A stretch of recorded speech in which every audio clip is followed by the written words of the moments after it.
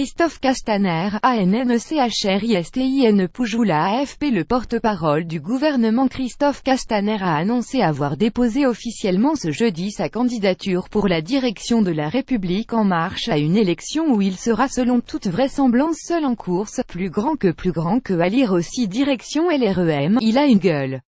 Pourquoi Macron a choisi Christophe Castaner et pas Benjamin Griveaux? Christophe Castaner a remis ce jeudi son dossier, comprenant notamment les parrainages requis. À 3 heures de la fin du dépôt des candidatures, jeudi à minuit, Christophe Castaner était toujours seul en lice pour la fonction de « délégué général », selon la terminologie du parti. Adoubé il y a une semaine par le président Emmanuel Macron, élection le 18 novembre lors de la convention du parti à Lyon ne fait guère de doute. Plus grand que, à lire aussi La République En Marche a-t-elle un problème avec la démocratie? La liste de Castaner, dévoilée lundi prochain, ultra favorite. 3 listes ont en revanche été déposées pour composer le bureau exécutif et une 4e pourrait l'être avant jeudi minuit, a-t-on appris auprès de La République En Marche.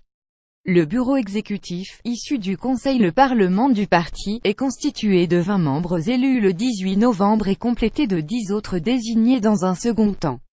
Il assure la conduite et l'animation du mouvement, selon les statuts LREM, en fonctionnant comme l'équipe resserrée autour du délégué général. Plus grand que, à lire aussi direction LREM. Macron cherche à débusquer la taupe à l'origine de fuite. La liste élaborée par Christophe Castaner sera évidemment ultra favorite. Sa composition a été tenue secrète avant d'être validée vendredi par le conseil d'administration du parti, puis d'être officiellement dévoilée lundi.